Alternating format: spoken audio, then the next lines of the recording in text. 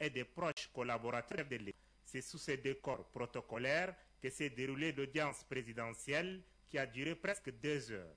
La riche et fructueuse coopération bilatérale liant le Tchad et la Libye a constitué l'essentiel des discussions entre la délégation du Premier ministre Ali Zeidan et celle du président de la République Idriss Déby Itno. Je suis venu pour réaffirmer nos relations avec le Tchad, un pays voisin dont nous sommes liés par l'histoire et la géographie. Nous sommes venus ici à N'Djamena pour déclarer à nos frères tchadiens que l'ère Gaddafi est désormais derrière nous. Nous devrions regarder ensemble dans la même direction. La Libye entend requérir la place qu'est la sienne dans le concert des nations, a déclaré le Premier ministre libyen à sa sortie d'audience. Nasser Djiti, peu avant cette audience, le Premier ministre libyen Ali Zeidan a été accueilli par son homologue tchadien Emmanuel Nadingar. Les deux hommes se sont entretenus au salon d'honneur de l'aéroport international Hassan Djamous. Ramadaï Hassan. Il est 13 h quand l'avion Airbus 319 de la compagnie libyenne Africa transportant le Premier ministre libyen Ali Zeidan a touché le tarmac de l'aéroport international Hassan Djamous. Au rendez-vous de l'accueil se trouve le Premier ministre Emmanuel Nadingar, entouré pour la circonstance de quelques membres du gouvernement, c'est du cabinet du chef de l'État, de son cabinet, le personnel de l'ambassade de la Libye ainsi que la colonie libyenne vivant au Tchad. Juste après cet instant protocolaire, le Premier ministre libyen Ali Zeidan et son homologue tchadien Emmanuel Nadingar ont eu un bref entretien au salon d'honneur. L'entretien entre les deux hommes d'État a porté sur le renforcement des relations de coopération et d'amitié entre Tripoli et N'Djamena.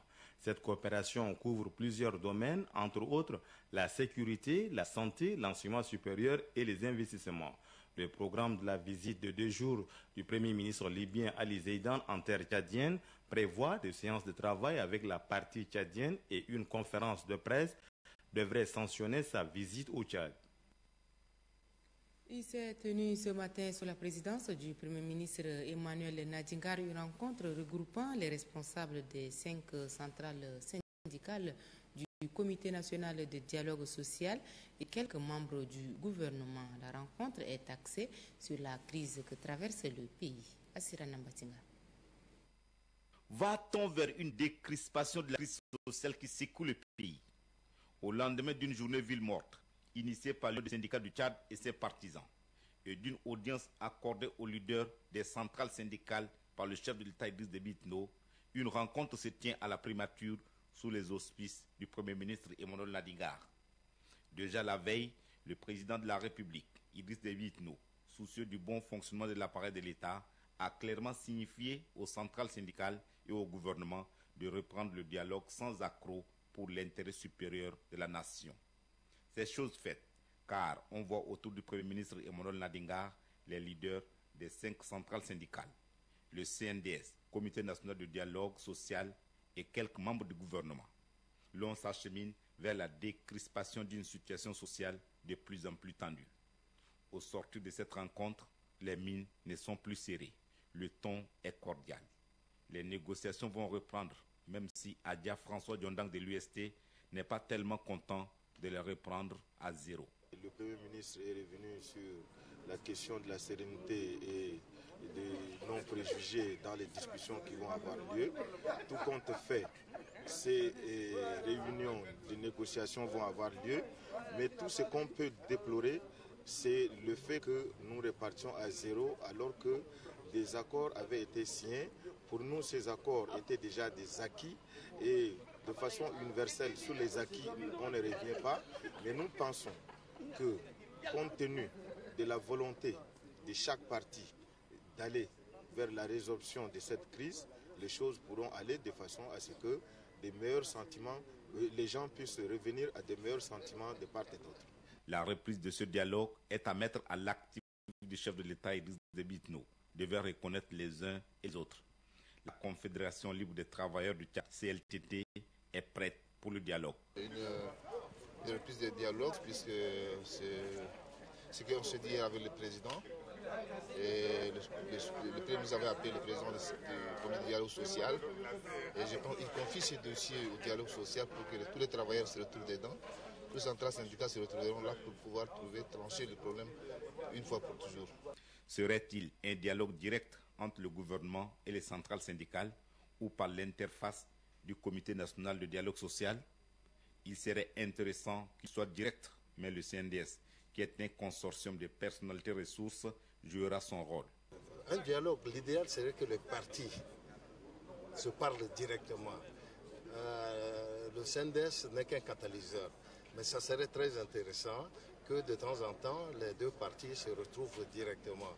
Le CNDS essaiera d'améliorer les rapports et tout ça pour que les choses aillent un peu vite et aboutir à des résultats. La reprise du dialogue, oui, mais une décrispation rapide de cette crise qui n'a fait que trop durer est le souhait de toutes les couches de la société tchadienne.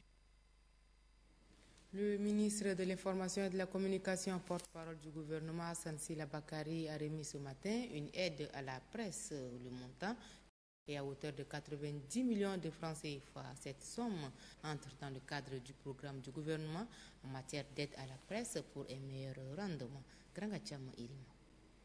Une bouffée d'oxygène financier pour le plan d'action de l'UJT et les médias privés. 54 millions de nos francs remis par le ministre de l'Information et de la Communication, porte-parole du gouvernement Hassan Sila Bakari au président de l'UJT, Union des journalistes tchadiens. Monsieur le Président, au nom du président de la République du Tchad, j'ai l'honneur de vous remettre ce chèque de 54 millions pour votre plan d'action. Nous espérons que vous allez continuer à former, à encadrer les journalistes tchadiens et à faire en sorte que la cohésion nationale règne dans ces pays. Toutes nos félicitations. Merci.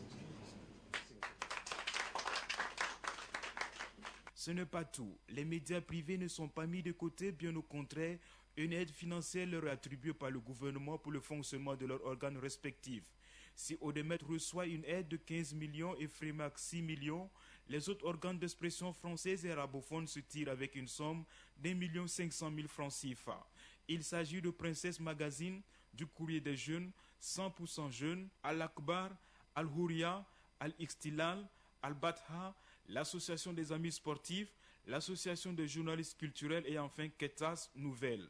Le président de l'UJT se réjouit de l'action gouvernementale en faveur des médias tchadiens. L'UJT s'engage à utiliser le fonds qui lui est alloué pour le plus grand bien des journalistes et techniciens de la communication en mettant un accent tout particulier sur la formation.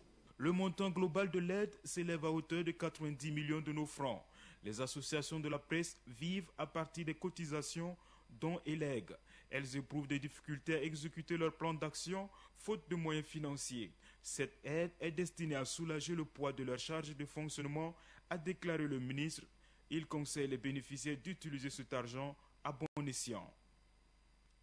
À présent, je vous propose de suivre un extrait de l'allocution du ministre de l'Information et de la Communication lors de la remise de l'aide à la presse. Mesdames et messieurs les journalistes, c'est pour la deuxième fois qu'on se retrouve ici. La première fois, c'était à notre ancien siège. Maintenant, c'est à ce nouveau siège pour apporter un appui, un temps soit peu, à l'Union des journalistes tchadiennes, à l'Odemet, à l'organisation, enfin, à vos organisations fêtières, mais plus particulièrement aussi aux jeunes journaux, aux journalistes en herbe qui essayent de se débrouiller carré, ou qui aiment ces métiers.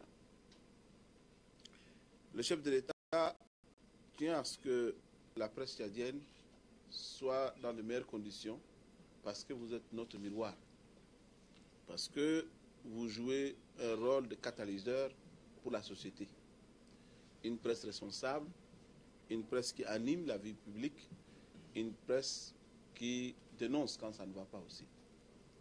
Ce sont les rôles qui vous sont assignés et nous espérons que nous allons travailler la main dans la main en 2013 pour faire avancer notre pays. Parce qu'au centre de tout ce que nous faisons, il faut mettre le Tchad au devant.